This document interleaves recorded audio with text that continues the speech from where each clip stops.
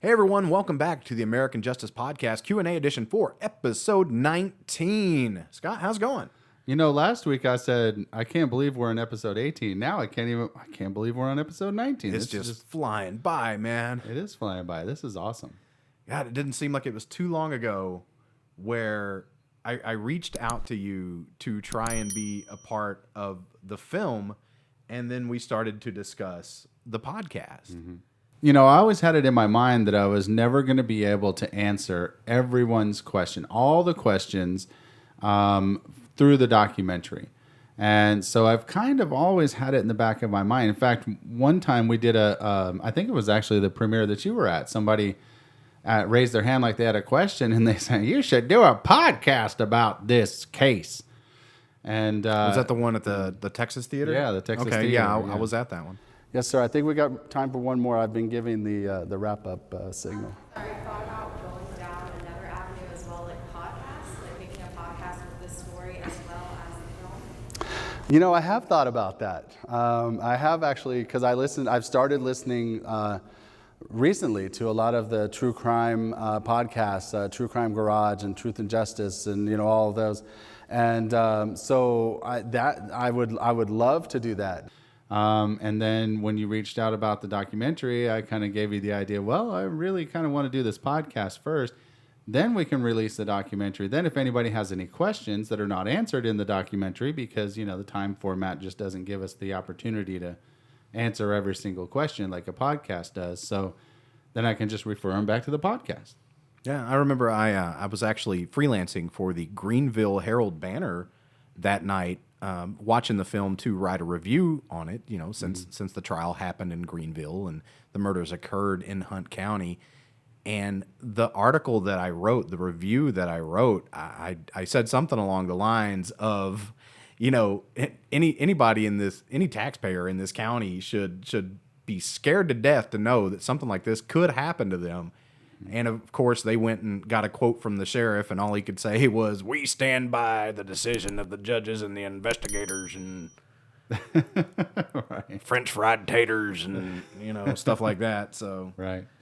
You know, speaking of the Herald Banner, as you well know, there's a guy named Brad Keller. right. that works there. I know Brad Keller. Well, I was reading through, last night I was reading through some of the motions and stuff, you know, trying to get all the I's dotted and T's crossed on all these episodes. And one of the motions was they were trying to close the courtroom for the motion. It was a motion in limine, which basically means they're having a hearing to determine which evidence they want to leave out. I think this one was about extraneous offenses and stuff like that. So Catherine Ferguson was asking to have the courtroom closed, and Judge Beacom kind of looked around and said, well, there's nobody here, so I don't see why we need to close it. And Catherine said, well, you know how sneaky Brad Keller can be. He'll just come right here in the back and sneak right in. That guy, I've known that guy for a very long time. He has worked for that newspaper forever. He's like a staple there. He is the Greenville Herald Banner, and anyone that says otherwise is obviously jealous. Right. I was jealous of him for a very long time because he had my dream job. He was a journalist in my hometown, and he covered basically everything. So then, as I started to get more and more into freelance journalism, I wrote with an organization out of Washington, D.C. for a little while. And then I started to do freelance journalism, basically arts and entertainment type stuff for the Greenville Herald Banner. And the more, I said Greenville again. Greenville Herald Banner, the more I got to see what actual journalism is like now, you know, between editors and publishers and who's friends with who and whose hands are in what pocket and things like that. I realized that I'm not the type of guy who needs to be a straight up journalist. Right. My major, biggest influence with being a journalist anyway is Hunter S. Thompson, who was a gonzo journalist, which is more along the lines of how I write anyway. Right. I dare not call myself a gonzo journalist because it's an insult to the great man. Rest in power, sir. But I guess you could say I am sort of a gonzo style journalist, and they didn't want that. It was too honest, and as we all know nowadays, there's no room for honesty in journalism. Nope. It's and it's also one of those things when we talked about earlier in the season about how they covered Brandon's case in the newspapers. And you can imagine, as you're saying, it's a very political position. So can you imagine if Brad would have run a story about how the prosecution didn't have any evidence and that this was just a sham investigation and blah, blah, blah, and all this stuff?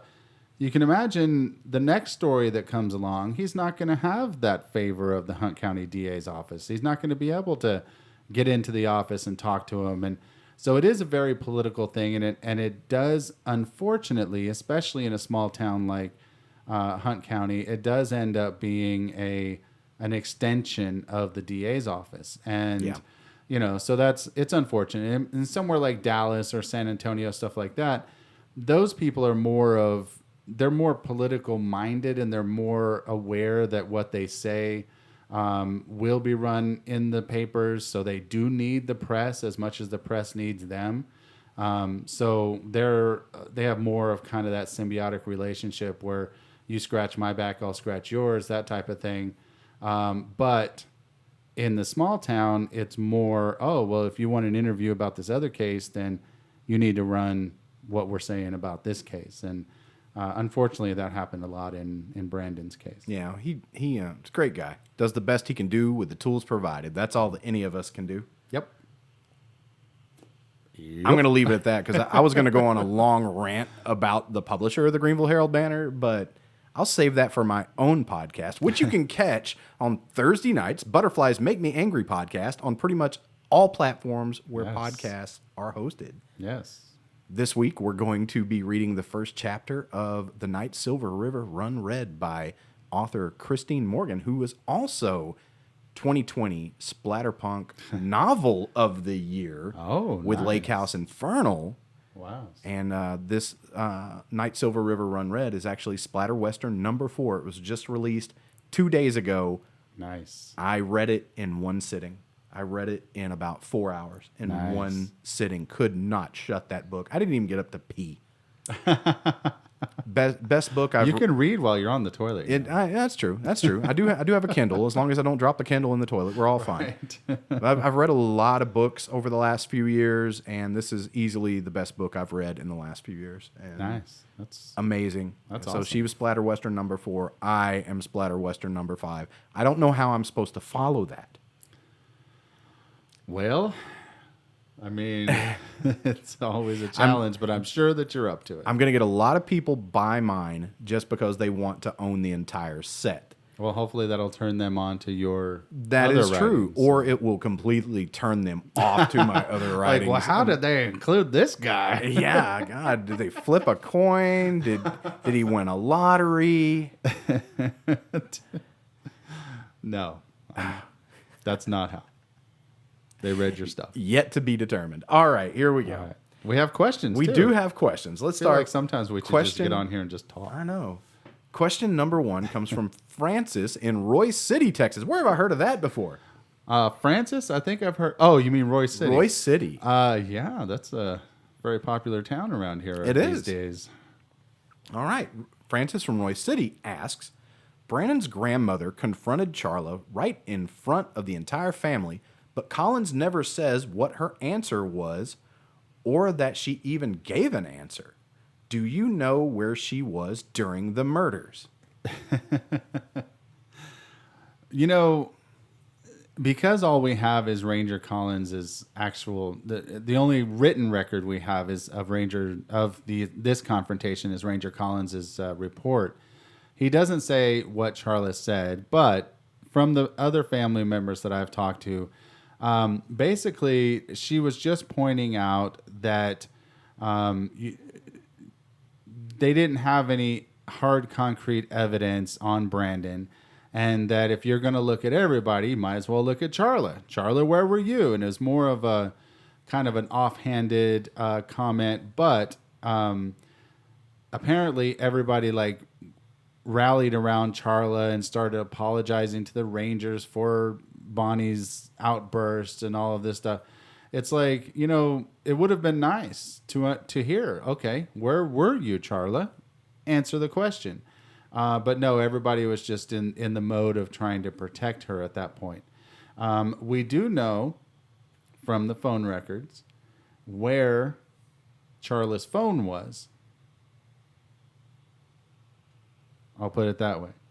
Okay. Obviously, there's no way to know where Charla actually was because, you know, we didn't have a camera following her all day long. Right. And you have to go into the frame of mind that this was the year 2005. Right. People didn't use their cell phones the way we do now. They weren't tiny computers. They didn't hold our entire lives. Mm-hmm. They were just phones. Right. They were just phones that you could walk around with, drive around with, whatever, and you could hardly drive around with them. Right. You know, they were big, they were bulky, you couldn't hook them into anything. You used them to talk on, and I guess texting was there then, but it wasn't as popular. Right. So, yeah, if you made a call, then they'd know where you were. They had that kind of technology. But it's not like now where you can go back to Google and say, hey, where is every spot that Scott was this night? And it will literally on the map show where your phone went all day long, and it keeps track of everywhere that you go. Yeah, it wasn't like that. So, I mean, you could send your phone on a trip with somebody else or leave it at home and still not have to worry about like missing information or not having, you know, your Google Pay or anything like that, you know, so. And there's a lot of things that, just to give you a little bit of a teaser, when we do cover the trial, we'll talk a lot about everybody's phone records, where they were.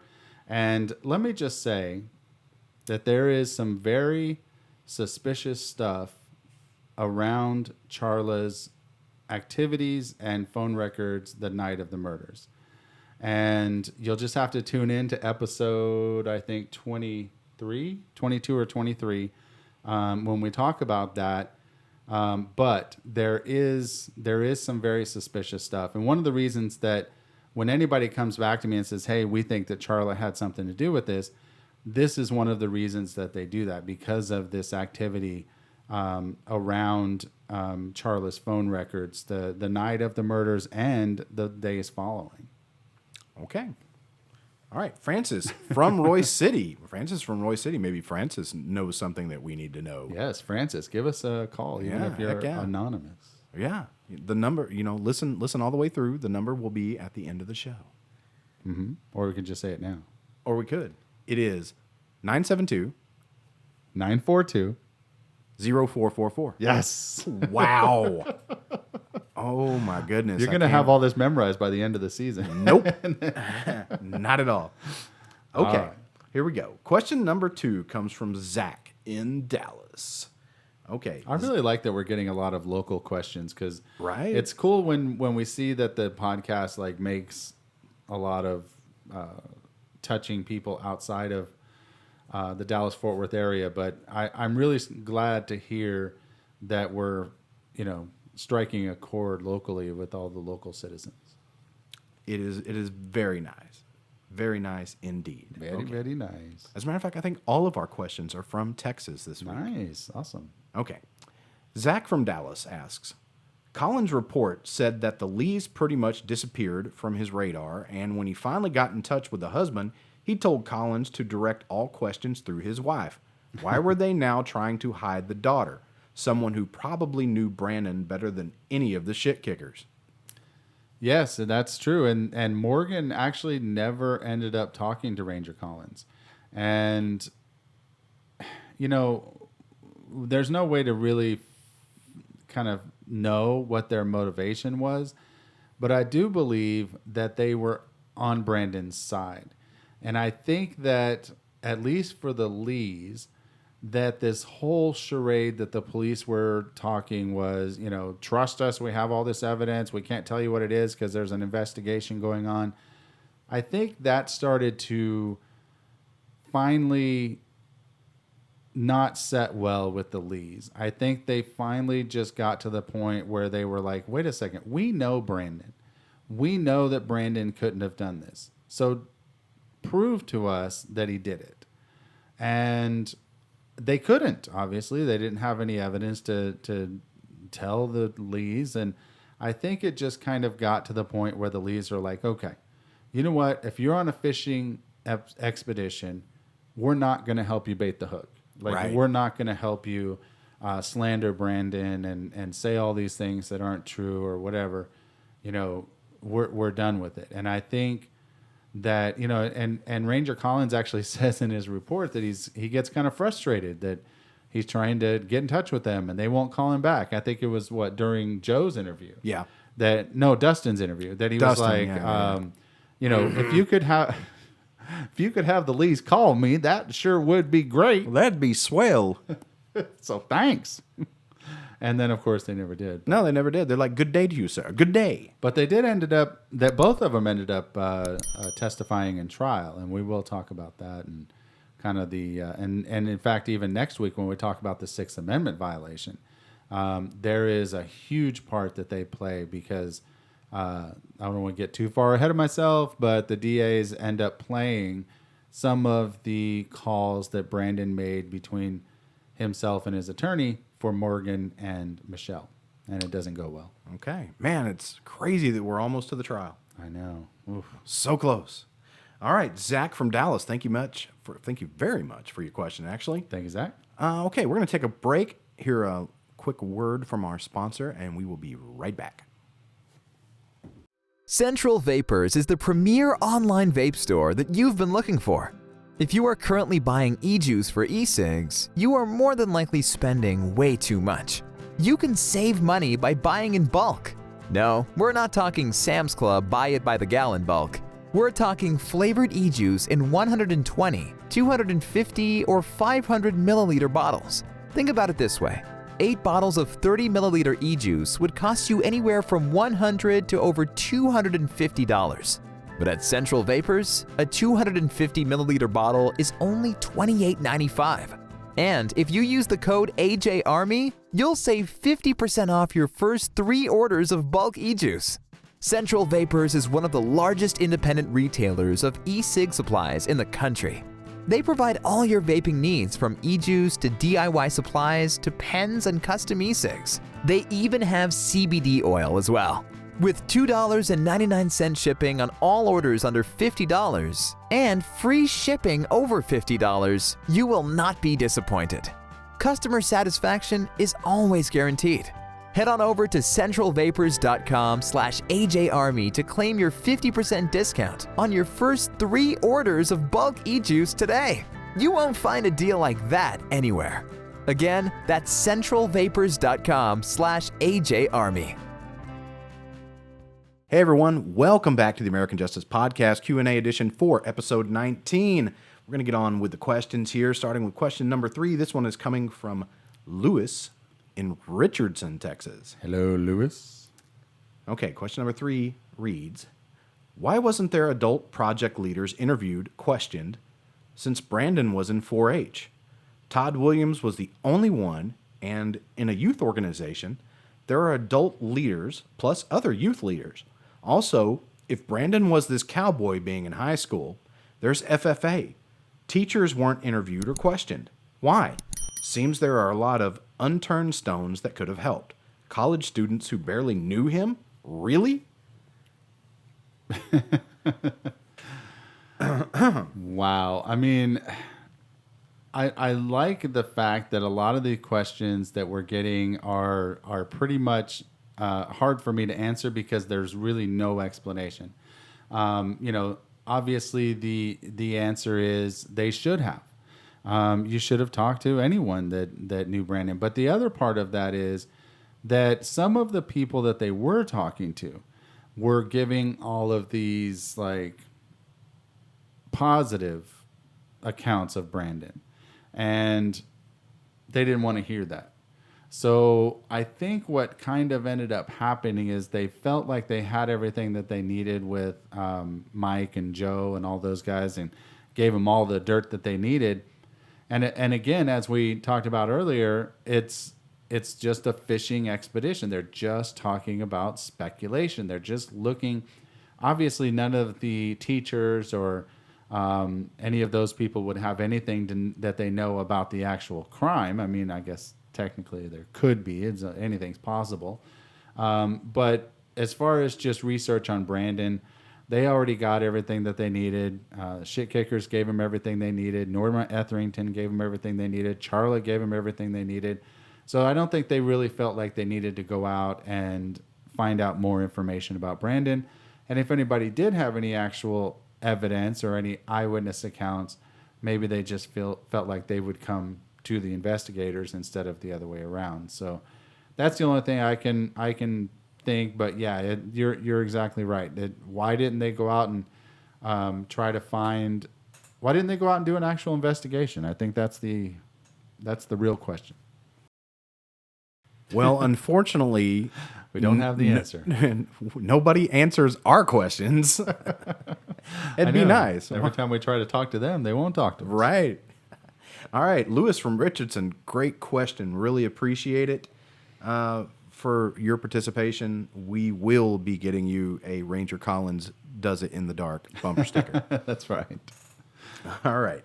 Our last question. Wow. This, I don't know if Francis is a man or woman in question one, but if Francis could be either. If Francis is a man, then that means all 4 questions this week are men.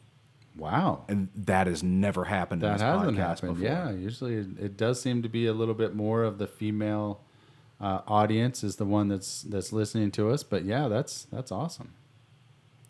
It's because I just bring the chicks, man. Question number 4 comes from Timothy. I swear we haven't been drinking. No. Timothy, I haven't had a drink in forever. Forever. Like you have seen years? You have seen the Sand. I know you're a baseball fan. Months. You have seen the Sandlot, right? I have seen the Sandlot. Yes. Okay, I've only seen like 75% of it. Somebody let me borrow a disc once and it had scratches on it. Ooh. I never got to finish the movie. So I don't know what happened. They played baseball. That was about it. People died. Oh, wow. I'm going to buy this movie right when I get home. Okay, Timothy from Sugarland, Texas asks, Sugarland, that's Houston or Austin? Houston area. Houston area. A little bit closer to the coast, I think. Okay. I know the name. Like, it sounds familiar. I just couldn't remember if it was Austin or Houston. Okay.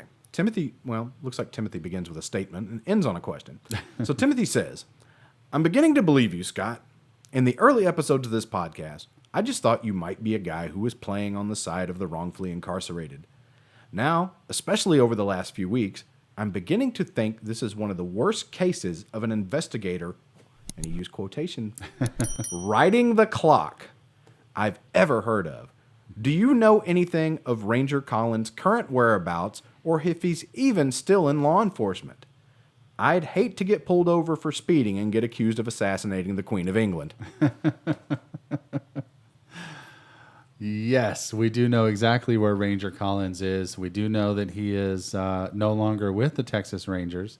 I don't really want to talk about where he is or what he's doing because I think that's up to him to come on the show and talk to us. And if he wants to tell us where he's at, then we can. But I don't want to give away any of that information. But he is no longer with the Texas Rangers. He did retire from there.